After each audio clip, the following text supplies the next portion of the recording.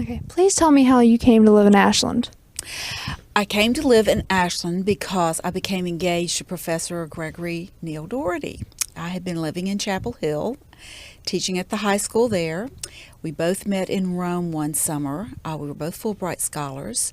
And one thing led to another once we got back, and it was much easier for me to move up here than it was for him because he was on a tenure track in a college. And being a high school teacher, I had a lot more mobility. So that's how I came to be in Ashland.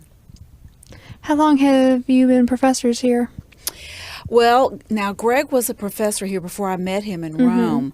So, and I moved up here in 1980. Now, I have just been an adjunct on and off for probably the last 10 years. But he has been a professor for over 30 years now. Do you have any interesting stories about any students you may have encountered? Well, I tell you, the most pleasant memory I have, and they've all been pleasant, but the most pleasant has been this past year. I just retired from public education and didn't really, I wanted to do something different. And Greg approached me about being an adjunct professor and teaching 2 sections of Latin. And I wound up having an absolute ball with the classes because they were just 1 year beyond what I had been teaching in high school. So it was like I still had the same students, but I had them in a different environment. And in particular, I had one student who was just absolutely at my side all the time. He wanted to make sure that he got off on the right foot and constantly would come see me in the afternoons. It was great. In fact, he knew that he could just meet me at the gym if he wanted to, and we could walk around the Brock Center and decline nouns and conjugate verbs. So it's been really great to see how the students have adjusted to having a former high school teacher as their professor, and they've been very receptive, very receptive. So do you think Randolph-Macon is different because its liberal arts are in a small town atmosphere than other colleges? I certainly do, because like I say, I did work at Chapel Hill High School for several years before I moved up here, and that environment was totally different. I'd always dreamed of living in Chapel Hill, and then when I did live in Chapel Hill, it did not turn out to be what I wanted it to be. Living in Ashland, living here at Randolph-Macon College has been wonderful. The small town atmosphere is exactly something that a lot of students need, and I think many adults need it as well. Tell me some more about your neighborhood, please. I live out in the Elmont area. In fact, Greg and I purchased the old Elmont Elementary School before we got married, several months before we got married, and we've spent our marriage, instead of having children, we've been taking care of this house and renovating this old school to make it a home and to landscape the yard around it and put in some gardens and so forth. It's a very quiet, bucolic area. We look out from our deck in the back across the street in front, and we see horses and stables. We can see the sunset in that direction. We just have to barely turn around, and in the morning over a cup of coffee on the deck, we can see the sun come up. It's just a wonderful rural area. We've had a wonderful neighbor, Mr. Clarence Burkett, until he died in October, has just been a wonderful person to know, and his family, his daughter now lives in the house, and it's just a very close, neighborly area. We just love it. So during what time period was your house a school? The turn of the century, and I mean the last century, from the 1800s to the 1900s. In fact, the house will be, I think, 100 years old this August, 1909, somewhere in 1909, 1910. This one more year, it'll be 100 years old. And there are parts of it that look exactly the way it did the last day of school. There's one room that we haven't touched. It has the bulletin boards and the blackboards and the school industrial green paint on the walls. But it's been a labor of love, and we treasure the fact that we've had these years to work with this house, and we know that the next people who buy it from us will be able to take it further and do even more with it. That's very interesting. I'm going to have to come by and visit someday. Oh, please do. You won't be able to tell it's a schoolhouse, but let me know when you're going to come by, because a lot of people have mistaken it for a church. In fact, we had some people we were having a party one night, a Christmas party, and some people thought that it was where the location of a wedding was. And so before we knew it, we had part of the wedding party in the house with our party, because we had luminaires out front, and it does have the imposing front to it that makes you think that it's something different from a home. So. Tell me what has changed within your lifetime as far as physical appearance is concerned in your neighborhood. What have been some major changes? The major change out where I live, just south of Ashland, has been the traffic, and I've noticed that in Ashland as well. Many more cars, many more people have discovered this area, and it's a little more crowded than it used to be. I will say that when I first saw the campus 28, 29 years ago, after living in Chapel Hill, I was in shock. I wasn't really sure I wanted to come up here. Where the admissions building is, or there at the beginning of the campus that used to be a bank, that used to be where a Dairy Queen was. And I remember sitting there thinking, what have I done? What have I left? But over the years, I've seen Randolph-Macon change so much for the better. The buildings have been restored. I'm very much into the fact that they've done that. They've not torn old buildings down. They've restored them. They have found new uses for buildings. When they have added on, they've done it in such a way that it meshes very nicely with what was here and enhances what was already here. It's a beautiful campus today, but I can truthfully say I was not impressed with it about 28 years ago. So it's come a long way. Has college involvement in the town changed over the years? I think it has. I think you find more people who work on the campus becoming a better and bigger part of what's going on in the community. Just, to take for an example, the fact that Professor Spagna is now on the town council. That's a wonderful opportunity, and Anthony Keat has been done the same thing for a number of years. I think it has become less of town and gown and grown more together, and that can only help the community. I know that the community realizes that Randolph-Macon is a significant economic feature in the town, but I think they also look to Randolph-Macon as a significant social feature. Many performances and things come to Blackwell that this community would not be able to take, would not have if it was not for the college. And I think they've learned to work together during good times and bad times to solve problems and to enhance the community. So I'm very positive. I feel very positive about what's gone on these last 30 years. Has there been any major events that have taken place recently, like cultural events that the college has sponsored? I'm not sure I'm the one to ask about that. While I enjoy taking part in those things, I have to be truthful, my husband does not. And that's just because he's not into crowds. He's just not someone who likes crowds. So we don't get to take part in as many things like that. Every now and then I'll get him out. But there has been a significant increase in social opportunities for faculty meetings, members, since President Lindgren has come on board. He and his wife Cheryl have just stepped up and made sure that there are opportunities for faculty members to be together, to see one another, and that is what has impressed me most recently about what's been going on. But that's strictly on campus. That doesn't quite flow into the Ashland scene. I think one of the things that I am most impressed with Ashland is the fact that we get big name music these days at the coffee house and so forth. While I don't get to attend because I do respect my husband's desires not to go out, since he's not into that. I have friends who tell me wonderful things about what goes on. And I think it's great for the kids. I think it's great for the adults in town.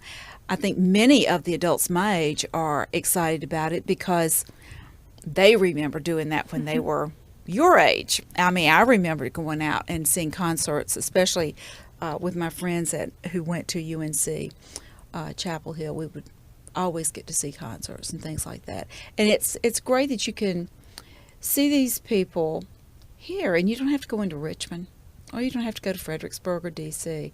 You can see the entertainment here. So I think that's a wonderful draw to the community. What do you think about the businesses here? Do you have any special memories? Well, I think the business that I frequent the most, along with my husband, is the Iron Horse. We have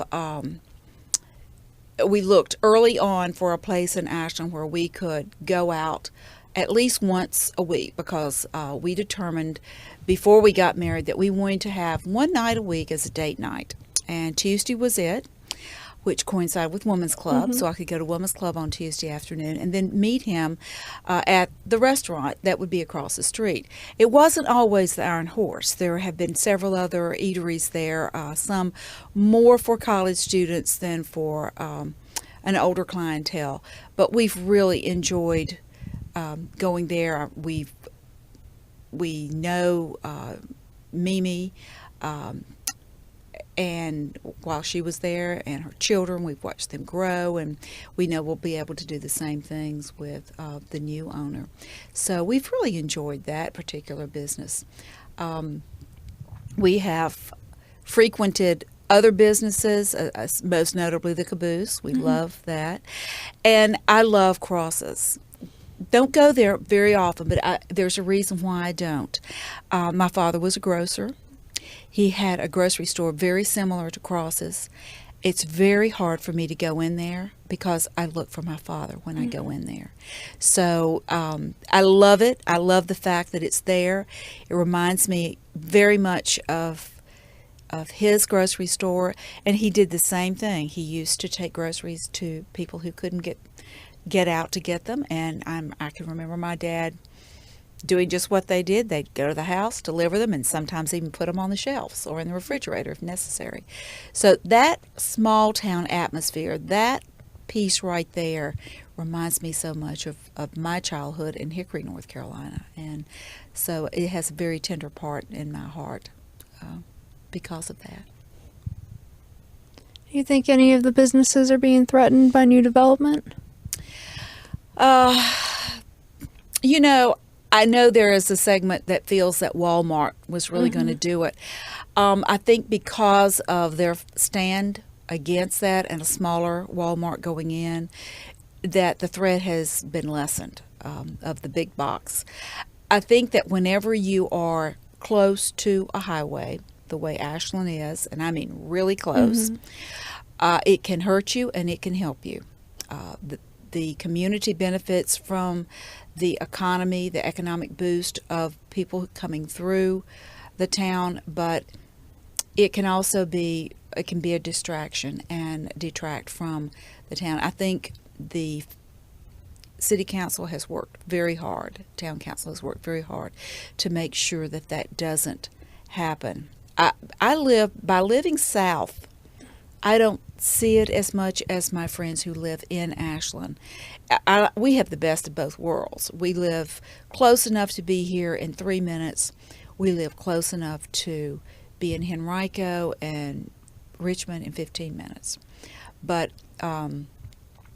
all of Hanover is threatened because eventually those circles of business radiating out from Richmond are going to reach, just as the north, the businesses radiating out of Washington and now Fredericksburg are going to collide. So we're going to be caught in the middle at some point, but I think it will be some time. Does the town have any problems with expansion of the college? They always have problems with expansion of the college. I know the college for years has wanted to close the major road through it and make it more of a walking campus. I'd love to see that happen. I think it would enhance the college, and I think it really would enhance the neighborhoods on either side of the college. But that would involve planning roadways.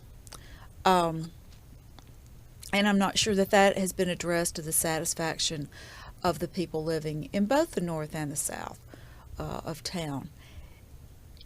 It would involve, I know it would involve, some homes being removed. It would have to. And because of that, I can see why it's not happened.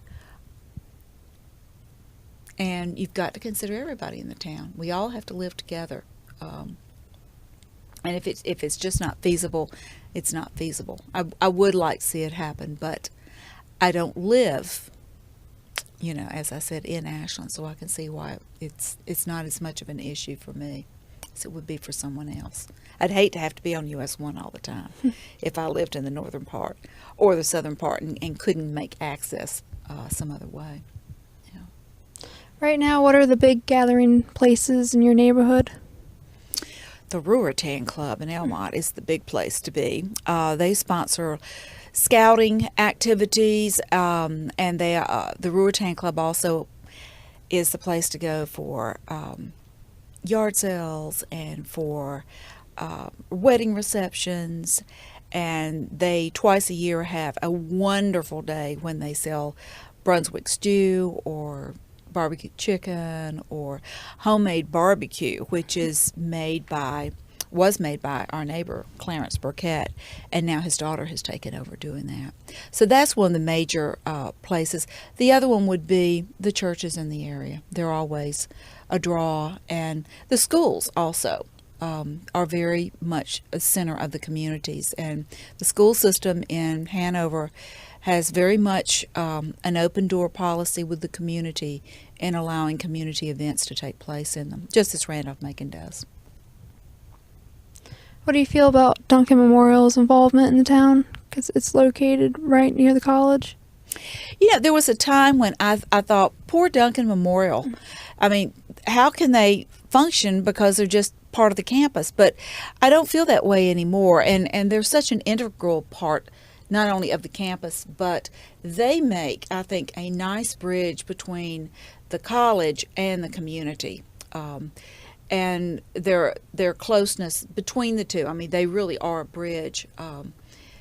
I think they are a guiding force and always have been, because first and foremost, no matter what happens, this will always have originated as a Methodist institution, the college. And so the influence that they have and have had over the years is something that can't be denied. They are so receptive to opening their facilities to the college and to the community, just like the schools are. Not all churches are able to do that, but this church singularly in this community does that. And I think that's, it says a lot about the community. It says a lot about the church. And the churches in general are a very vital part of this community, definitely. Are there any events that take place between the churches? Like a collective effort? I know that there are gospel sings that take place.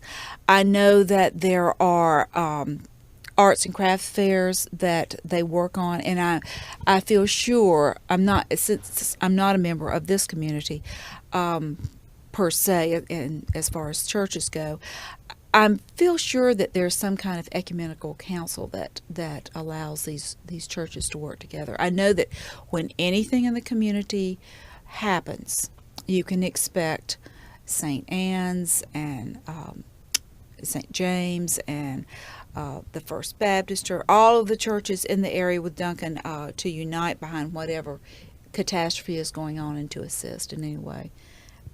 Shiloh, all of them, they work together, and I know their ministers know one another. When I taught in Hanover County Schools, I would quite often go to the school board meetings, especially when I was a supervisor for foreign language at the school board level. And every school board meeting, a different minister in Hanover delivers the opening prayer. And and they knew one another, and they knew the school board members, and you could tell it was an integral part of the community. Churches, schools, community working together. So that's a trademark of the small town atmosphere? Definitely. That is not something you see as readily, I think, in a larger town. I think in larger cities, they may have more of a structure. I think you don't need as much of a structure and an organization between the different churches in a smaller community. I think they don't think anything about picking up the phone and calling one another instead of going through some kind of hierarchy and structure that you would find in a city situation. Tell me about some of the organizations in Ashland, such as the Women's Club, and their involvement in the town. Okay. I belong to two women's organizations in the town of Ashland. One is the Women's Club, and the other is the Ashland Garden Club. And I've been a member of each for just about the same amount of time. I remember I got my invitations to join like within 1 month of each other, and it was very heady for me to become part of this, especially the Women's Club. That was the first invitation I got. I had admired that group for a long time. When I moved here from Chapel Hill, I moved into an apartment over Miss Craddock's house. It was the guidance area on campus. I'm not sure. It's the Bailey House. And I moved up there, and Martha was a member of the Women's Club, and she invited me to go while she lived on several occasions, especially for the teas, because you can always invite guests for the teas. And quite often, Greg would do a paper for her, because in her later years she wasn't able to do her paper. And we all 35 of us, are under obligation to do a paper each year unless we are a treasurer or the president or on either the social or program committees. Now, that wasn't the way it was when I first started. Those have been the most remarkable, wonderful Tuesdays of my life. Tuesday is my favorite day of the week. I know a lot of people like Saturday and Sunday, but Tuesday's my favorite, because every Tuesday for 1 hour from 4 to 5, I learn something new. I sit and listen to a wonderful presentation that is the result of someone's research for a year. This is not a social club. This is not the Junior Women's Club. This is not that type of social club. It is, in fact, many of the members don't see each other socially at all. We see each other from 4 to 5 on Tuesdays, October through April, and we listen to these papers.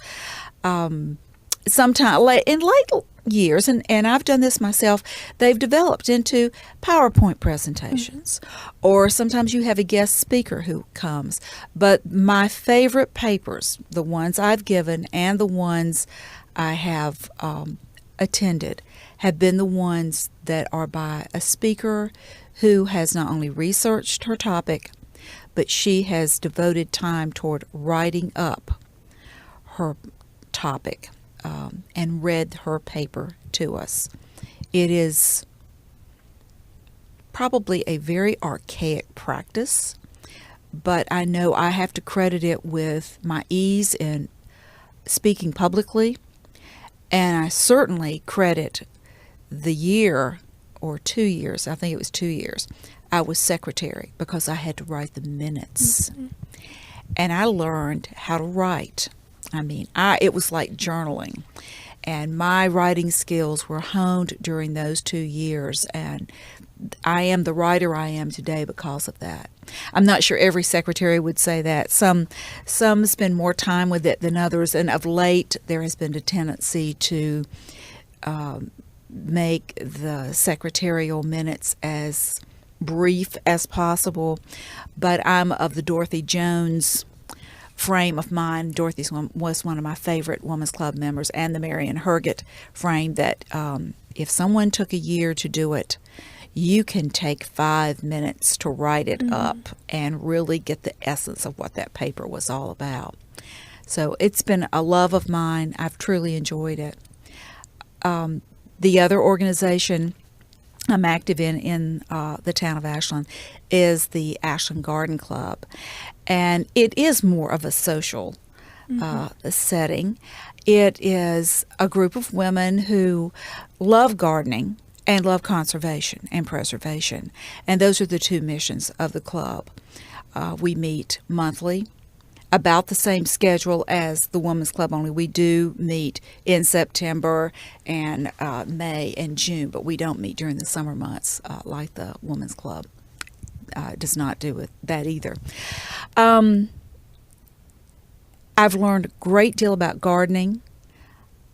I have been privy to some absolutely wonderful women who have shared their gardening secrets and ideas. And flower arranging is one of the things that this club is very big into, because it is a member of the Garden Club of Virginia. And not all garden clubs are. This is the only one in the area that is. And so there's competition. There's a lily show. There's a rose show. There's a daffodil show. The three big shows each year. And the club is responsible for putting together an inter-club arrangement group. I've not been as active in this group as the others because it's been more difficult for me to come to their meetings.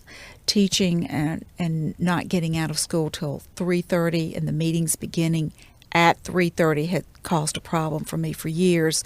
But I've become a better member now that I have retired. And I've always been very active behind the scenes with anything that needed to be done on a computer, because they have come up into the age of technology. Both groups have. And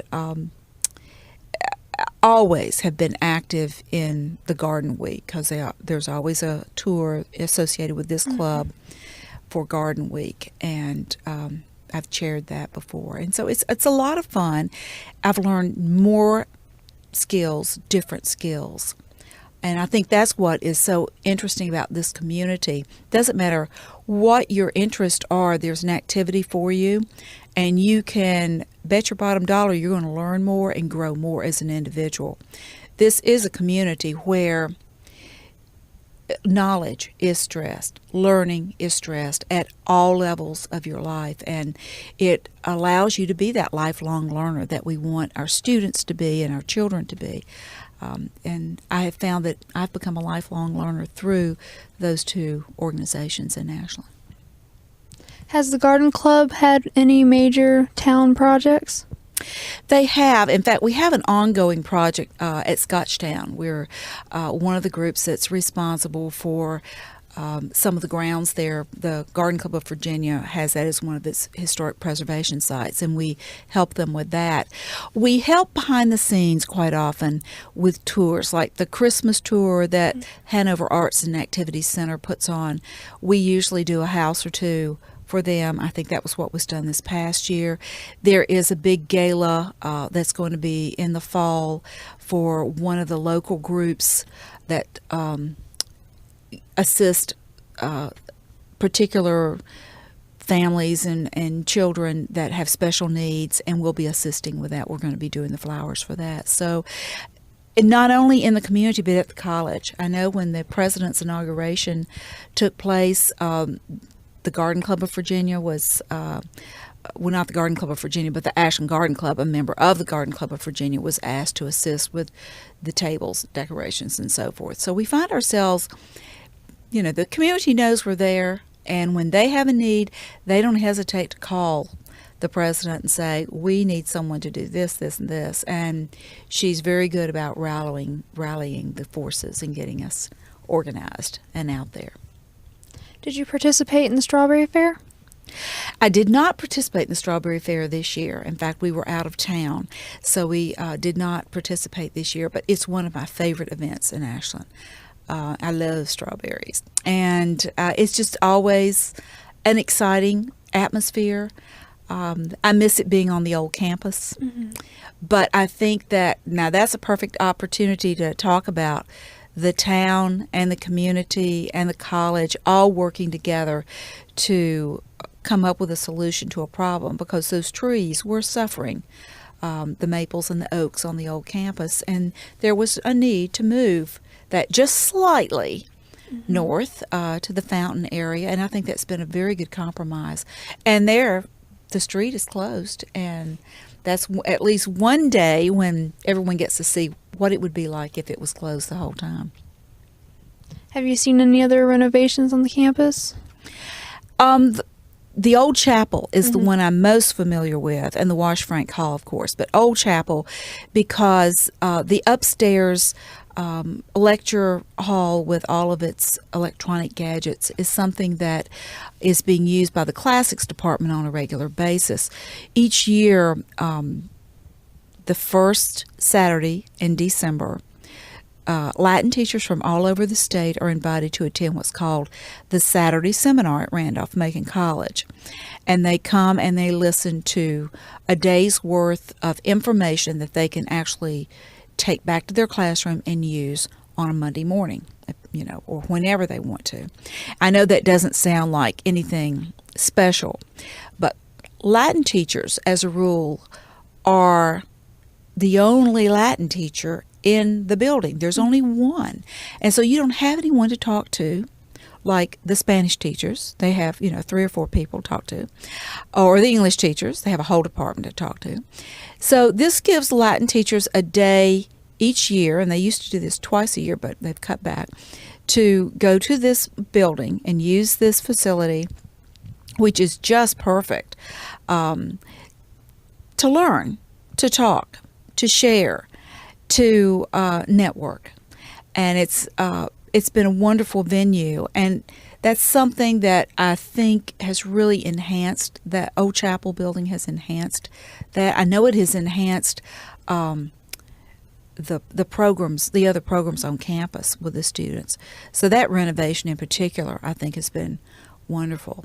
I also want to say I think the renovation of what used to be lovingly called the motel dorms has been great. I heard the students talking about that this year, especially the recent renovations in those buildings. They love those buildings. And when I think about the fact that it was custodial staff years ago that built those buildings, and that they are still used and in good condition, very solidly built, and that it's a great place, especially for freshmen. Mm-hmm. They need a place they can call their own. I remember when I went to UNC Greensboro as a freshman, I lived in the freshman quad, and there were 6 dorms there, and it was all freshmen, and we really bonded. We did things together, and I think that's just something very special. You don't find that in your big universities anymore. Even, I have to say, my lovely UNC Greensboro, the freshman quad is not quite the freshman quad that it used to be. So I think this is something that sets Randolph-Macon apart from other schools, and the renovations are part of what enhanced that. Yeah, there's a lot of programming for the freshmen. Mm-hmm. Do you see that in other colleges? Orientations? Orientation, yes. I think all colleges are worried about their freshmen. Because just because somebody has come to your school doesn't mean that that person is actually going to stay there and graduate. There are lots of enticements to pull freshmen away and sophomores. And I know I almost got pulled away myself when I was at UNCG. Barely, almost got pulled away to UNC. But I think that Randolph-Macon does a very good job of this. They are on top of things. I was and have been very impressed with the administration and the quickness with which they would respond to my SOS when a child wasn't coming to class on a regular basis, or somebody was not performing the way that I thought they would. I got a lot of support, and those students were getting a lot of support. And I don't remember hearing my peers talk about that kind of support back in the Stone Age when I was in college. So I think college has come a long way, but I don't think it's unique to Randolph-Macon. I think it is something that has just become part of the business of higher ed these days. I know Randolph-Macon has a small professor to student ratio. Mm-hmm. And that's wonderful. It's better than when I came from at the high school. and I have to say, as a Latin teacher, especially at the upper levels, I had small classes. Several of my classes, the last year I taught, I had one class of 5. I had a class of 10. But Hanover County Schools was very good about making sure that students got to complete their cycle. I love the fact that the classes are smaller here. I do think it is very important for them to have small classes.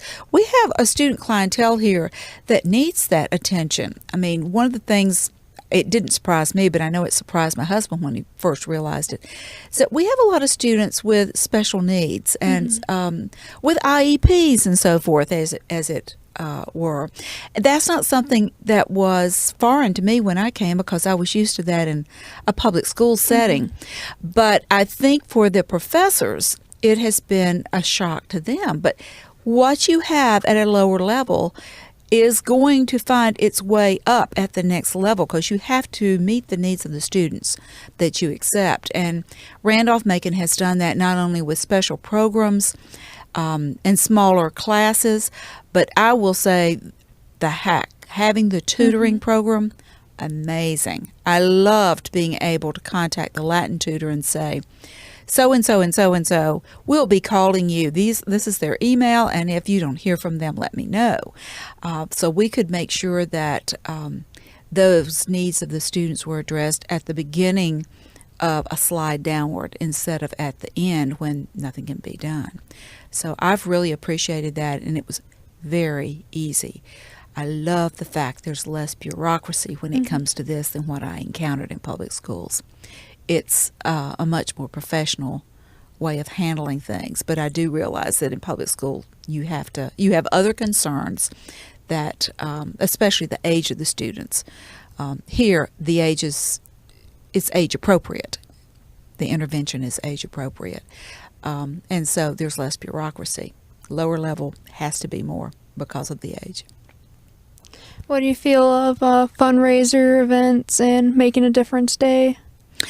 I think those are exciting opportunities for the students because they create an atmosphere where a social consciousness is raised in the students.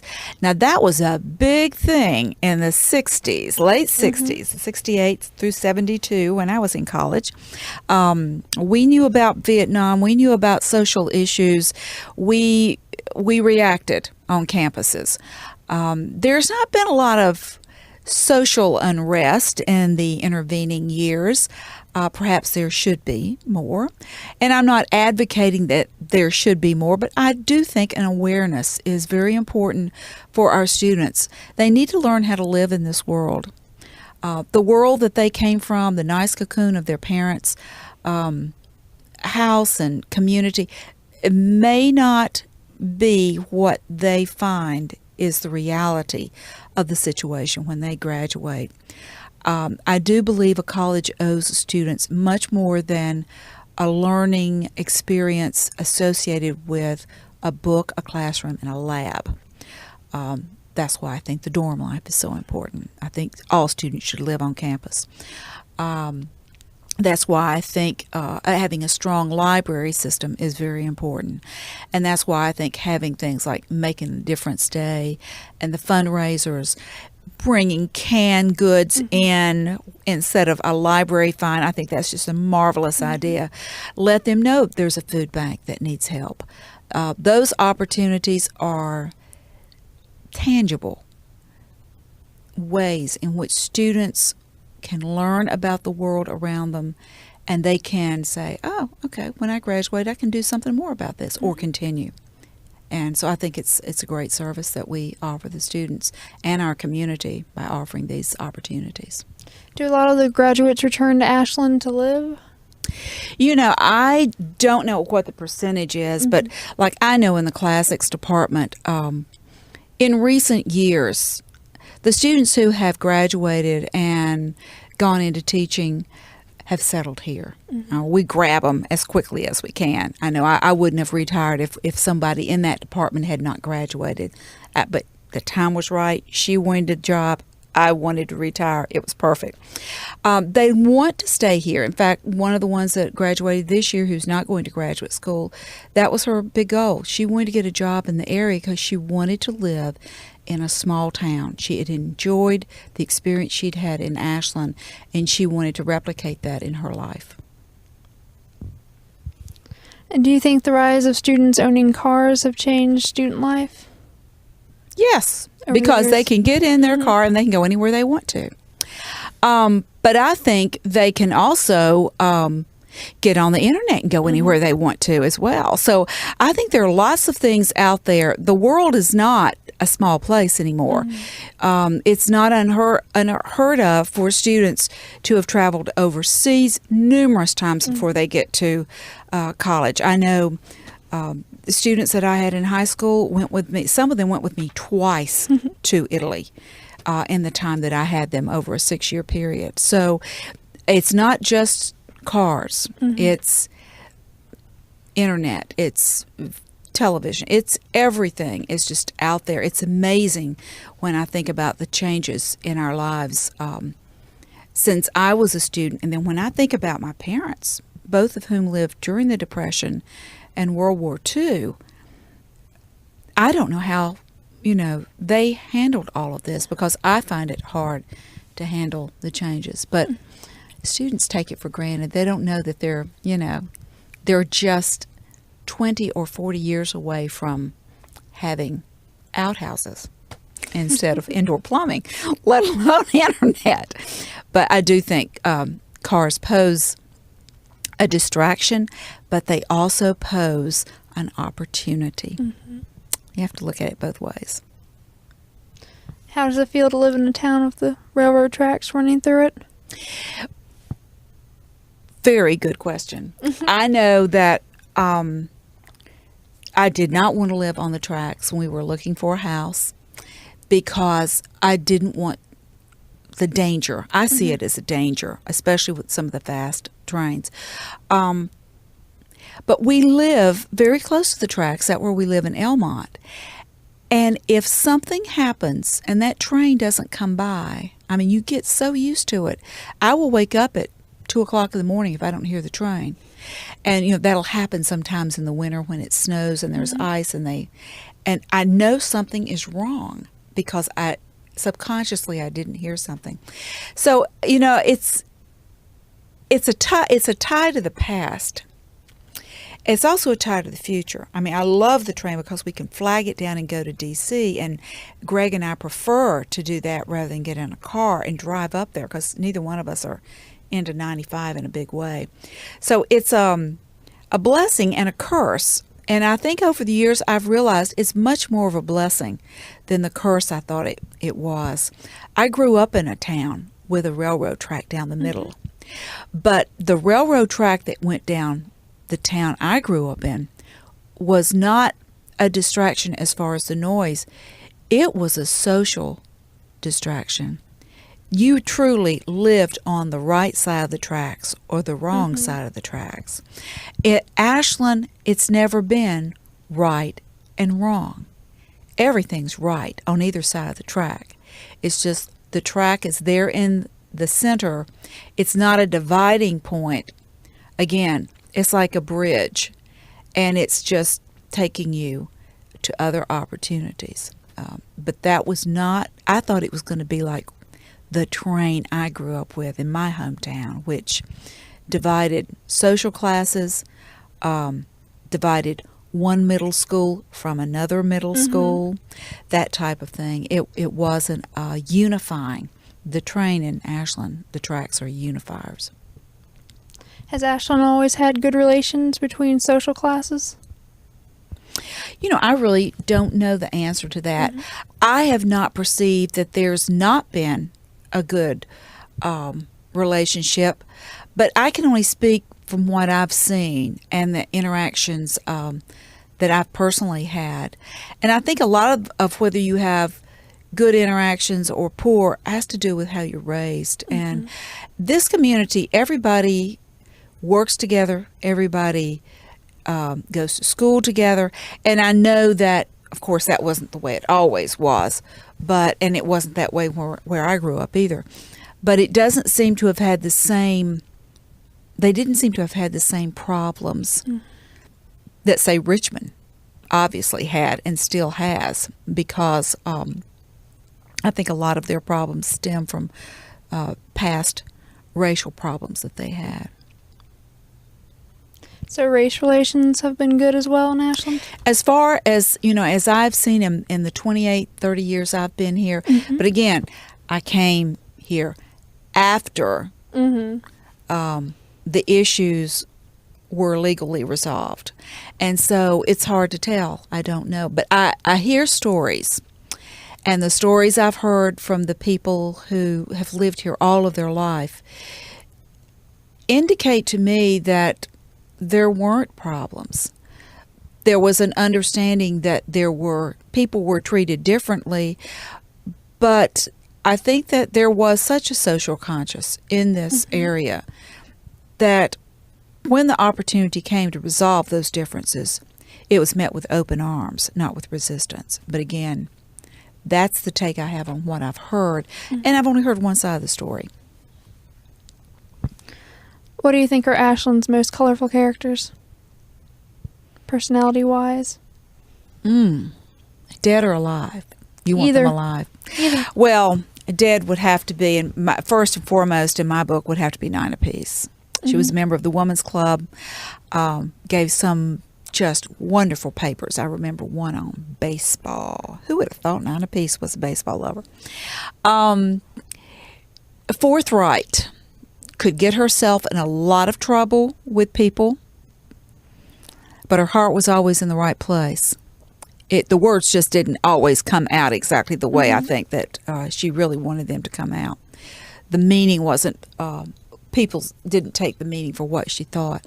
I thought she was a professional in every sense of the word. There wasn't anything that she wasn't willing to do to help somebody else, any cause that she wouldn't take on. And I thought she had a lot of integrity because of that. Again, I didn't agree with her speeches all the time and her choice of words all the time, but her heart was the best. Her heart was Ashland. I hated to see her die so young. It was rough.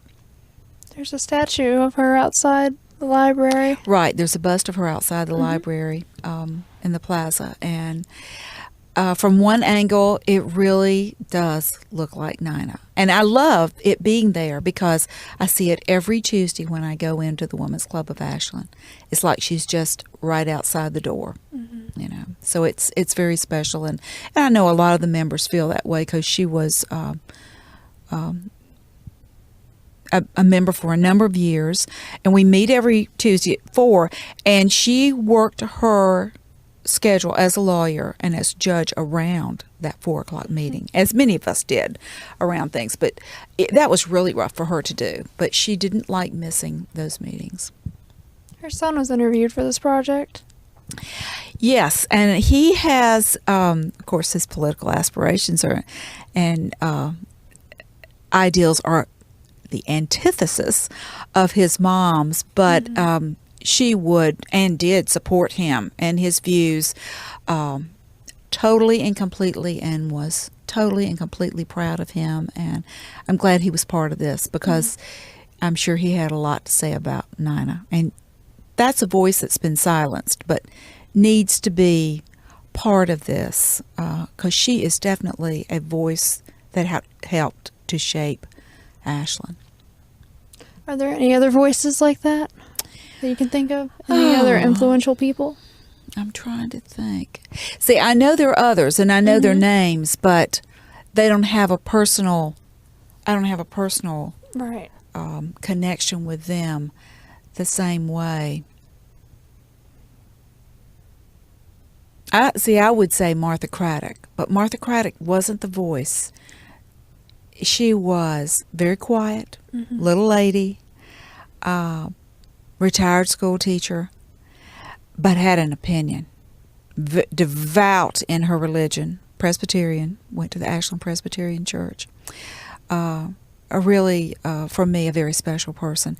And she, thinking of her, makes me recall the other two that I did have personal contact with. And again, it's going to be women, Marion Herget and Dorothy Jones. The greatest compliment ever paid me, personally, was Marion telling me how much she appreciated my Women's Club papers. That woman was an author. She was a writer. She was a very special person. And for her to say that about something I had written was just what I needed. I mean, it came at the right time in my life, and it has propelled me into writing more and doing some publications, professional publications in education. I miss her terribly. Just down to earth, but also really out there too. Cosmopolitan. She spent time in New York City, and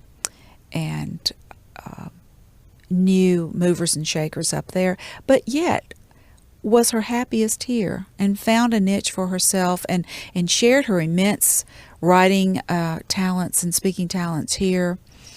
And that was amazing. Same with Dorothy Jones, professor in a college in South Carolina, but couldn't get back to Ashland fast enough when she retired. Sharp to the very end, sharp as she could be, very opinionated, but oh, what a wit, what a dry sense of humor, and always had a kind word to say, and really up on things going on in the world today. You just don't see that in many people their age, in their 80s. You just don't see that. I don't see that in my own mother. So I admire women in which I've seen that, wanting to know more, grasping the new technology, not shunting it out, and wanting to live to see even more. And that has been a fundamental part of the Women's Club since it started. It is. I mean, it was started by 16 women in 1896 who just decided we need to have a current event club. And it was a current events club to begin with. They subscribed to magazines, read the articles, and reported on them. And they shared the magazines. It's not like today where everyone has a subscription or can go online and download. But yeah, this whole ideal of knowing about the world, sharing what you learn about the world, stretching your mind, seeing beyond Ashland. They loved living in the small town, and I think that's true today, you can live in the small town, but you can take advantage of the opportunities and reach well beyond the small town. Pluck what is most appropriate for your life or for your community and use it to the advantage of your community. That's what I see going on in Ashland today. So how does it feel to live in the center of the universe? In Elmont? Dick Gillis would hate that, wouldn't he? How does it feel? See, I've been accused of not really living in Ashland. Some of the things going on for the birthday, I wanted to be very active in one particular element, and I was told, but you don't live. So it's made me wonder. I think I live on the fringes of the center of the universe, but I think the center of the universe is wherever you live and what you make of it.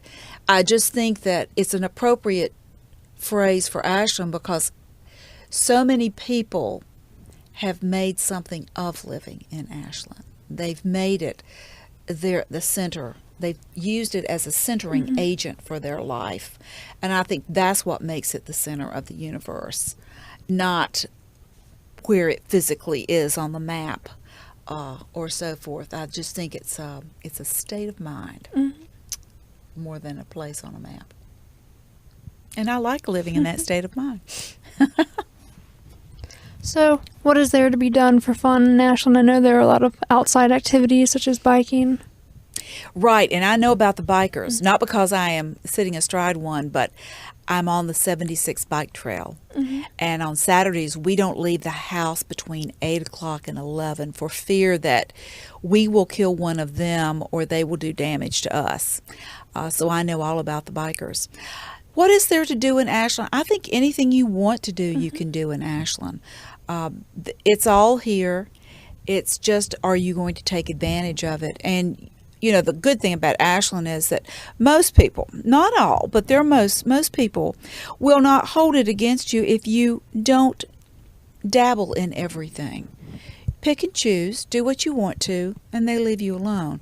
And I like that about Ashland, because there's some things that I don't want to get sucked up into, because I know it will drain the life's blood out of me, like the what is it they do every year with the talent show or the variety show? The variety show. I think it's a wonderful idea, but I know if I got involved in it, I'd never have a life again, because that's what happens when these things happen. And so I've stayed away from that. My answer to them has always been, but don't you need someone in your audience? You can't have everyone on stage. You need a few of us in the audience. So my contribution is to be in the audience. But it's an opportunity that I can take or I can leave. And you have those opportunities, I think, more readily available to you in a small town than you do a large town. Sometimes it's way too much in a large town. And a lot of times it has to do with a price tag in a larger setting. And in a small community like this, there's less expense. It's more opportunity. It's more along the lines of volunteering, an hour here, an hour there, but not necessarily a big ticket item or something that will, unless it's the variety show, take your life away from you. Well, that concludes my questions. Is there anything else you would like to add? No, except that I may live in Elmont, but physically, but my well-being is all because that is a suburb of Ashland. Ashland is the greater picture, and I love being able to draw upon the assets here. Thank you for the opportunity, too. Thank you very much. You're welcome.